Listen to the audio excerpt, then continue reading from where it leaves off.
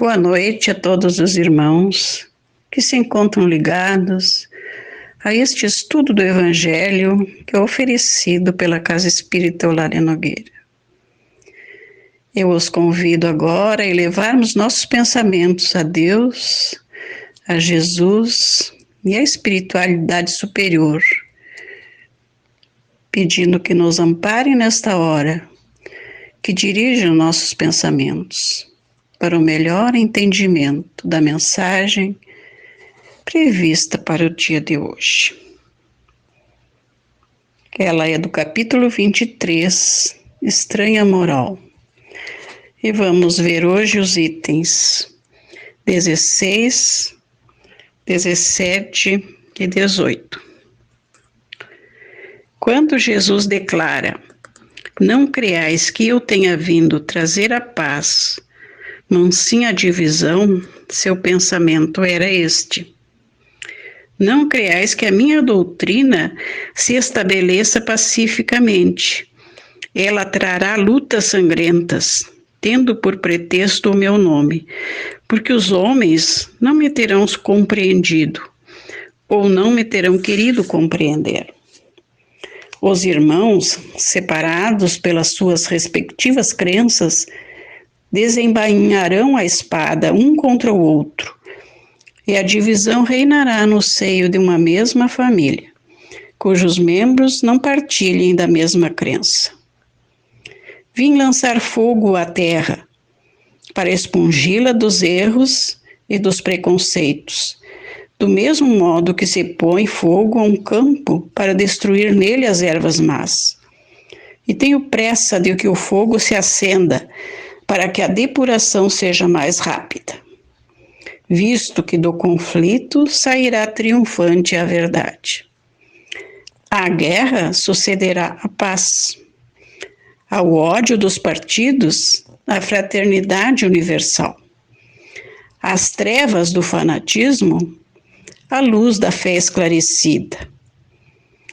Então, quando o campo estiver preparado, eu vos enviarei o Consolador, o Espírito de verdade, que virá restabelecer todas as coisas, isto é, que dando a conhecer o sentido verdadeiro das minhas palavras, que os homens mais esclarecidos poderão enfim compreender, porá termo à luta fratricida que desune os filhos do mesmo Deus.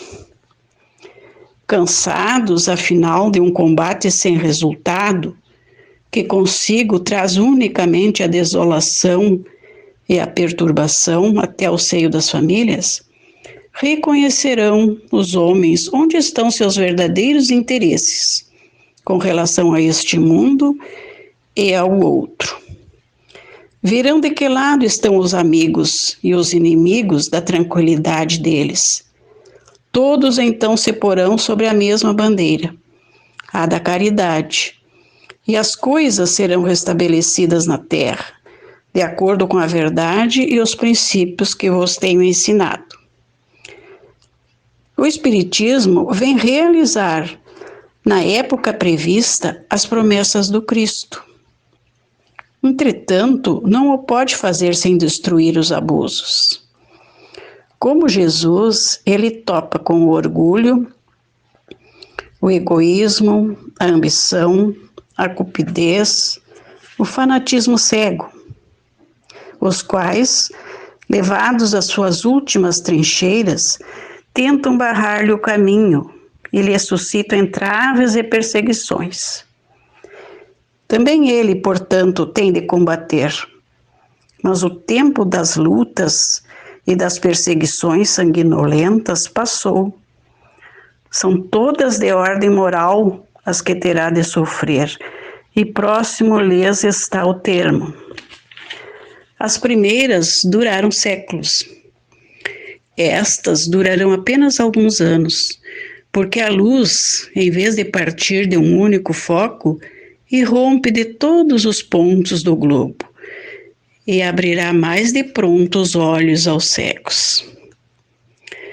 Essas palavras de Jesus devem, pois, entender-se com referência às cóleras que a sua doutrina provocaria, aos conflitos momentâneos a que ia dar causa, às lutas que teria de sustentar antes de se firmar, como aconteceu aos hebreus antes de entrarem na terra prometida, e não como decorrentes de um desígnio premeditado de sua parte de semear a desordem e a confusão.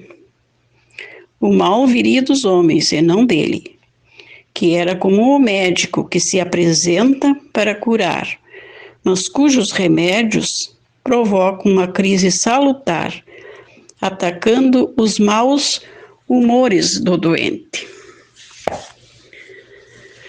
Prezados irmãos, este trecho do Evangelho de hoje nos solicita uma séria reflexão a fim de entendermos o verdadeiro sentido das palavras de Jesus. Qual seria o seu pensamento ao dizer: não creais que eu tenha vindo trazer a paz, não sim a divisão? Teria ele, com essas palavras, recomendado as guerras e as lutas? É evidente que não, pois Jesus sempre pregou a paz, o amor, o perdão. O que podemos deduzir dessas palavras é que elas foram mal interpretadas na época, aliás, como tantas outras, o que deu origem a lutas fratricidas em nome da religião. O que ele certamente queria dizer era que quando há diversidade de ideias, pensamentos contraditórios, aí se encontra divisão. Mas é uma luta no mundo das ideias, não um enfrentamento pessoal. E ela pode se dar até mesmo com as pessoas de uma mesma família. E uma doutrina como a do Cristo, que visava substituir a antiga prescrição do olho por olho, do dente por dente, por uma doutrina de amor, de perdão, onde se perdoaria, onde se deve perdoar até mesmo os inimigos, não poderia se instalar pacificamente. Tratava-se de uma mudança drástica, e toda mudança, toda transformação gera desconfortos, insegurança, desacomodação e às vezes até conflitos mais graves. Jesus sabia que as suas palavras não seriam bem compreendidas na época. E para que pudesse entender o seu verdadeiro sentido, é que ele lhes promete enviar mais tarde o Consolador, o Espírito de verdade, que viria restabelecer todas as coisas, e então não haveria mais lutas. Todos passariam a se entender. Quando o campo estivesse preparado, e todos sobre a mesma bandeira, a da caridade. O Espiritismo, sendo o consolador prometido por Jesus, vem na época certa, quando o povo já estava mais preparado, trazendo todos os esclarecimentos. Mas ainda assim gera conflitos, pois tem de combater certos abusos, como o orgulho, o egoísmo, a ambição, o fanatismo. Mas essa luta se passa no campo da moral, das consciências de cada um. É o Espiritismo que vem abrir os nossos olhos para as promessas do Cristo. É através dele que passamos a ter o entendimento das suas mensagens. Dessa forma, podemos concluir que Jesus não veio semear a discórdia, nem a divisão, mas nos fazer entender que toda mudança de um sistema provoca a destruição de algo velho para que a nova ordem possa florescer. É nesse sentido que devemos entender suas palavras. Entre as leis divinas, encontra-se a lei de destruição. E no Livro dos Espíritos, na questão 728, Kardec pergunta se a destruição é uma lei da natureza. E obtém a seguinte explicação dada pelos Espíritos. É preciso que tudo se destrua para renascer e se regenerar. Porque o que chamais destruição não é senão uma transformação que tem por objetivo a renovação e o melhoramento dos seres vivos. Pensemos nisso, meus irmãos.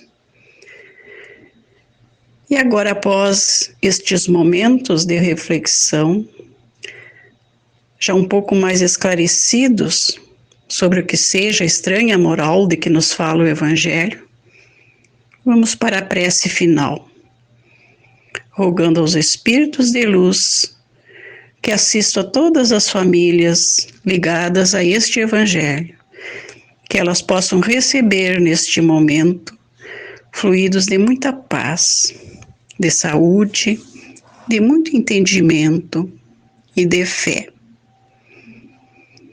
Pedimos também a proteção espiritual a todos os enfermos, e em especial aqueles que temos o nosso pensamento. E este pedido é extensivo aos seus cuidadores, aos médicos, enfermeiros, pessoas de suas famílias.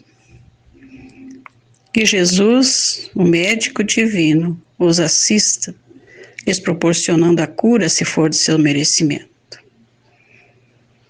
Queremos pedir ainda, pelo nosso Brasil, a pátria do Evangelho, para que haja sempre o entendimento entre seus habitantes e que ele seja protegido e amparado pela espiritualidade maior.